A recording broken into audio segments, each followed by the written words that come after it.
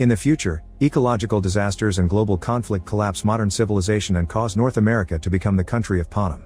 It consists of a federal district called the capital, where the fancy people live, and 13 outlying districts, which are expected to provide economic and material services. The capital behaves cruelly toward the districts, so one day a civil war known as the First Rebellion led by District 13 breaks out. After 3 years of conflict, the rebellion unfortunately collapses with the destruction of District 13, followed by a time known as the Dark Days. During these days, 2 upper-class kids are running through the deserted streets as they try to find something to eat. Suddenly they're found by a wild dog, so the boy throws something at it to distract it while they run away. They hide behind a statue and watch how a man starts cutting up a body so he can eat the meat. Afterward the kids return home to their grandmother, who is bad news: the boy's father has been killed by rebels in District 12. 3 years later, the Dark Days are over when the capital creates the Treaty of Treason to ensure peace. Part of the treaty includes annually celebrating the Hunger Games, a brutal competition during which 2 teens from each district must kill each other. This is to remind the districts that the Dark Days can't be repeated. 10 years after the treaty is created, the boy Coriolanus lives with his grandmother and the other kid, who is his cousin Tigris.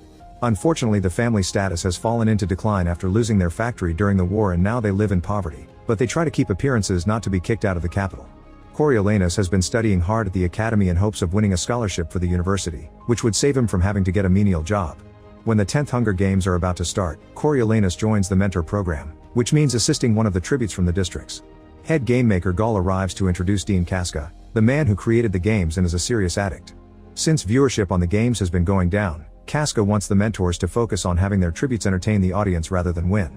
Now the scholarship prize won't be decided by best grades anymore, it'll be given to the best mentor. Then they watch the reaping ceremony on big screens, showing how a girl and a boy are chosen from each district. As each chosen face appears, Casca assigns them to a student, and Coriolanus is upset to hear he'll get the girl from District 12. It's known that the lower districts are the poorest, so they usually die quickly in the games. The chosen girl happens to be Lucy, who is making her way to the stage and pauses to put a snake down the blouse of Mayfair for making fun of her. When she reaches the stage, the mayor hits her for harming his daughter and the guards known as peacekeepers have to take him away. The public begins singing a song to support Lucy, so she stands up and sings along as a fact of defiance. Everyone laughs when she adds an insult at the end, so Coriolanus starts to see she has potential. Sometime later, all the tributes are brought to the capital by train and Coriolanus welcomes Lucy with a flower to start gaining her trust, but Lucy isn't impressed and eats a petal. Another tribute is causing some trouble and the guards get distracted on a chase, so Coriolanus uses the chance to get in the truck that will take the tributes to their quarters. The group doesn't like seeing a fancy guy and Reaper threatens to kill him, which the others agree with. However, Lucy stops them by pointing out they'll be executed if they do so. Suddenly the truck stops and opens the doors to throw the group into a cage. It turns out the tributes are put in a zoo so visitors can look at them as if they were exotic animals. A reporter notices that Coriolanus is among them and asks for an interview, so he comes forward with Lucy to make a good presentation.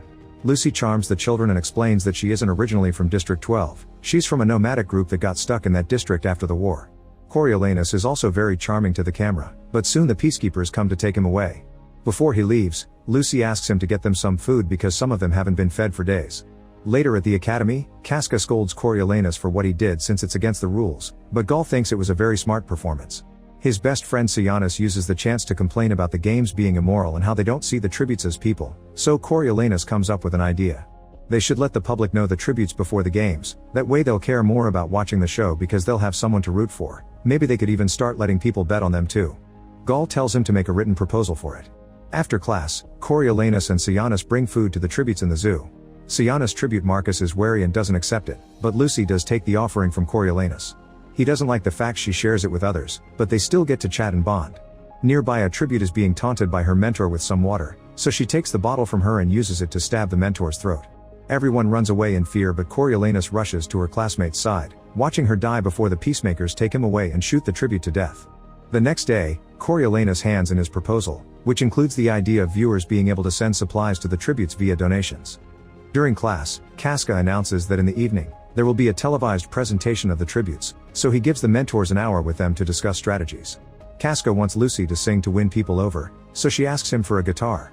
Afterward, Coriolanus is called to Gall's office, and his classmate Clemencia comes along because they're class partners. Gall's office is full of mutated animals in jars, and she introduces them to a tank of special rainbow snakes she's been breeding.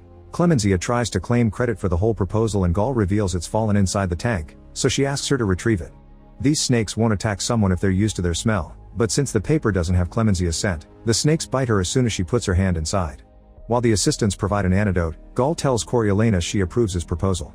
Sometime later, the mentors and the tributes are given 15 minutes inside a huge dome which will be the arena for the games. Suddenly multiple explosions begin blowing up the walls around them, and soon the ceiling is destroyed as well, so debris starts falling. Many people get killed while some tributes try to use the chance to escape, but Coriolanus gets trapped under the debris. Thankfully Lucy comes back and frees him as his jacket catches on fire, but then the peacekeepers take her away and Coriolanus faints. He later wakes up in the hospital with Sehanu and Tigris by his side. They explain it was a rebel bombing, which killed 4 tributes and put a mentor on life support. Marcus has escaped and the peacekeepers are chasing him, but Sehanu thinks he's safer that way. At that moment the tribute presentation starts on TV and Coriolanus gets to see Lucy sing a beautiful song with her guitar, which makes lots of viewers cry. Afterward, Coriolanus goes to the destroyed dome to understand the layout for future plans, and he discovers a few hidden tunnels. When he returns home, he sees a dead rat in the house and realizes the poison they use is pretty strong, so he takes some of it and hides it in his dead mother's compact mirror. Then he goes to the zoo and tells Lucy about all the potential hiding places in the dome and gives her the mirror. He swears he wants her to survive and Lucy cries as she tries to kiss him, but he moves his lips away as he cleans her face with his handkerchief. The next day the remaining tributes are taken to the arena while the mentors gather at the academy with Casca and the show host, who has an envelope with his prediction of the winner. As the peacekeepers push the tributes to their starting spots, they discover Marcus has been caught and is now hanging on the dome as a warning. This causes Sionis to snap, and he calls everyone monsters before leaving the academy. After a countdown, the games finally begin, and the tributes run all over the place. Some of them try to stay safe, but others immediately start attacking each other. While one of his classmates pukes at the sight of so much violence, Coriolanus wishes Lucy would run and hide, but she stays to find Jessup, her fellow District 12 tribute. As players die one by one, their mentors leave the academy in a huff. Lucy does her best to dodge all the incoming attacks, and when she sees Jessup she tries to run to him, but she keeps getting her way blocked by attackers.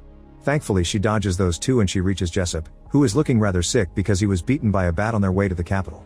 Lucy immediately takes him into one of the tunnels, where there are cameras too. Soon more tributes come down to chase after them, so the duo sneaks through a hole in a locked door.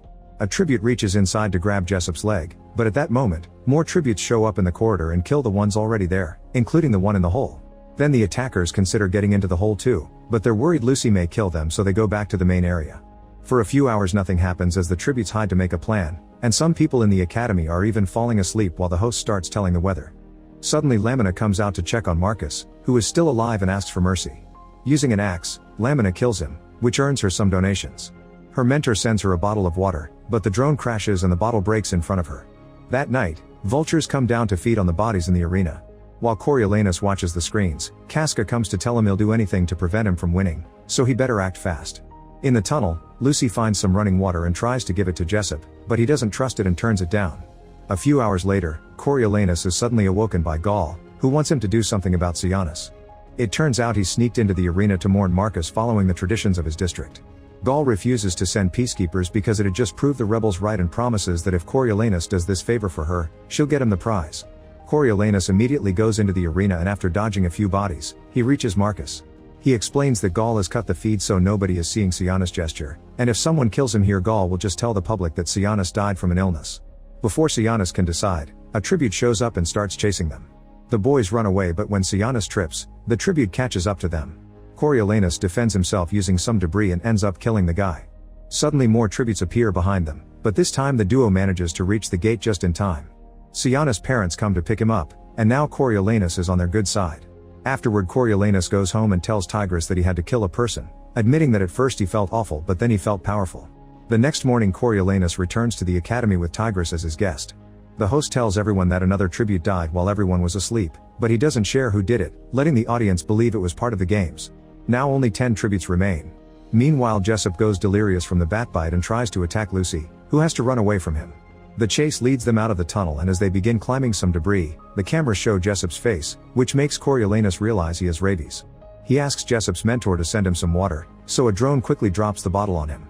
The glass breaks and startles Jessup, who falls off and instantly dies. Lucy rushes to his side to say goodbye, so the other tributes come out to try to attack her. Thinking fast, Coriolanus sends more water drones to cause a huge mess that keeps the attackers distracted while Lucy escapes with a bottle of her own. Next the group of tributes goes after Lamina, who has been staying safe on top of Marcus' pillar. A fight ensues, and even though Lamina tries to defend herself, soon she's killed too. While everyone is distracted by that fight, Lucy sneaks rat poison in her water bottle, then she leaves it for the group while emptying the ones they saved. After Lamina's body falls to the ground, Lucy runs away, hiding in the vents and closing the grate right before the others can reach her. Afterward, the group argues over the water bottle and a guy gets killed in the process, so 7 tributes remain. Then the group goes looking for another victim, so the one that ends up grabbing the bottle is a small innocent girl, who dies as soon as she takes a sip. Her friend Reaper comes out and screams in grief when he sees her, while Lucy cries as she feels guilty. Suddenly Reaper begins gathering all the bodies and places the Capitol flag over them before turning to the camera, ready with a message in favor of rebelling. Unfortunately, the transmission is suddenly interrupted by Gaul, who has an important announcement. The mentor who was sent to the hospital by the rebel bombs has died. That kid had been the president's son and his death is a political act, so Gaul will punish the districts by killing all the remaining tributes, even if means the games won't have a winner. Because Gaul mentions she'll send a rainbow of destruction, Coriolanus guesses she meant her snakes and gets an idea. While the guards are taking the snake tank out of Gaul's office, he sneaks behind it and throws the handkerchief with Lucy's scent inside. In the arena, a tribute finds Lucy in the vent and starts poking a spear through the holes in the grate. Lucy quickly backs away and notices there are other grates right above a pair of tributes, so she throws down the rat poison. As one of the guys breathes it and dies, the other one uses a trident to try to stab Lucy through the vent.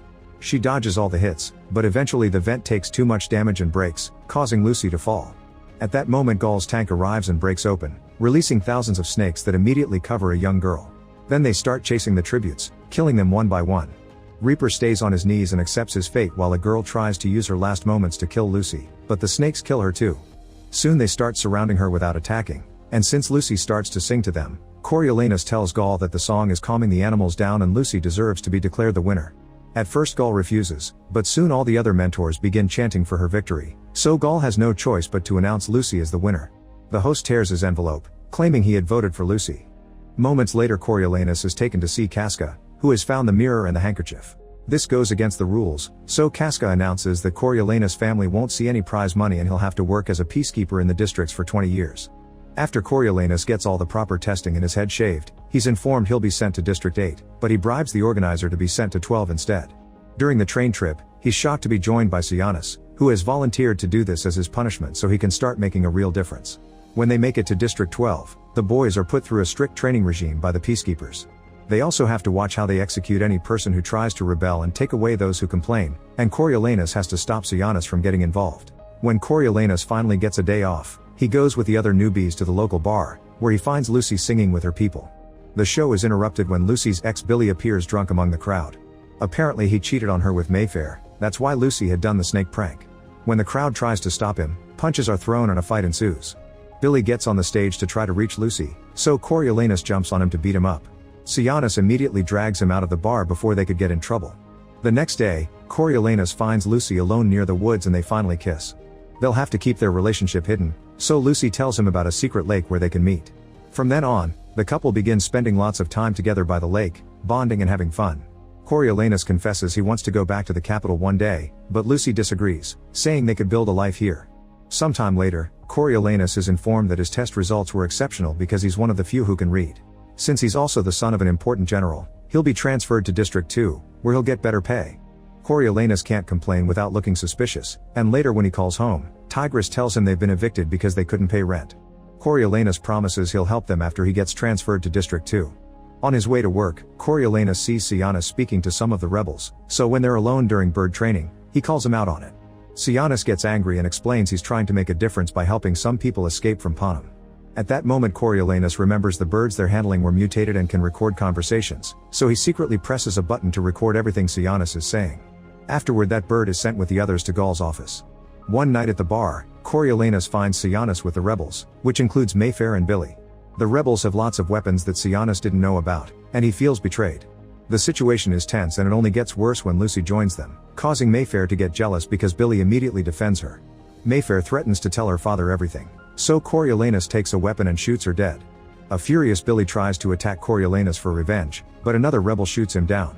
Lucy is having a breakdown, so Coriolanus tells her to go to the stage and keep on singing to keep people distracted. Then Coriolanus asks the rebels to get rid of the weapons and promises Sianis he can always count on him. The next day, the peacekeepers are sent to search the entire district and find the weapons that killed the major's daughter. During his search, Coriolanus finds Lucy, who tells him she wants to leave Panem because everyone suspects her and she'll probably be hanged. Coriolanus decides to leave with her and they agree to meet the next day at dawn. Afterward, the peacekeepers find the rebel who shot Billy and take him to be executed. During the ceremony, the guards also bring Sianis, who has been captured after they received orders from Gaul thanks to the birds. Sionis tries to ask Coriolanus for help, but he ignores him and has to watch his best friend be hanged. When Coriolanus returns to their room, he finds a picture among Sionis' things and he finally breaks down. At dawn, Coriolanus and Lucy meet and enter the forest to start making their way out of Panem. It's quite a long hike, and while chatting, Coriolanus accidentally says something that makes Lucy realize he was behind Sionis' death. Eventually it starts raining, but thankfully they find a cabin where they can stay for a while. Under a loose floorboard, Coriolanus finds the rebels' weapons and realizes that if he gets rid of these, there won't be any loose ends. Lucy announces she's going to pick some flowers, but hours pass and she doesn't come back. Coriolanus goes looking for her with a weapon in hand, but Lucy is nowhere to be found. Suddenly he finds her shawl in the woods and tries to pick it up, only to get bitten by a snake. Realizing Lucy has abandoned him, Coriolanus throws a tantrum until he sees someone moving among the trees. He immediately opens fire, but when he approaches the spot there's no body, only Lucy's bracelet. Coriolanus continues to look for her and hears her sing, which causes all the birds in the forest to start singing too. Losing control, Coriolanus begins to wildly fire into the air until he runs out of bullets. When he finally gives up, he throws the weapons into the lake and returns to headquarters. Moments later, Coriolanus gets ready to be transferred to District 2, but his commander tells him there has been a change of plans. He'll be sent back to the capital since he has received a spot at the university as a gift from Sionis' parents. At the capital, Coriolanus immediately gets his family a nice home and new clothes. Then he goes to see Casca to drop Sionis' things and thank him for showing him how the real world works. Casca explains that he came up with the idea for the games while he was drinking with his best friend, who was Coriolanus' father. He never planned to present it to the higher-ups, but Coriolanus' father stole the idea and made it happen under both their names. He also explains Lucy's body hasn't been found, so nobody knows if she's survived or not. After Coriolanus leaves, Casca takes a drink, only to die because he's been poisoned by Coriolanus. Afterward, Coriolanus meets with Gaul to start his training as the new game maker. Eventually he'll grow into President Snow, the bad guy from Katniss' story. Make sure to subscribe and turn on notifications so you can watch more videos like this. Thanks for watching.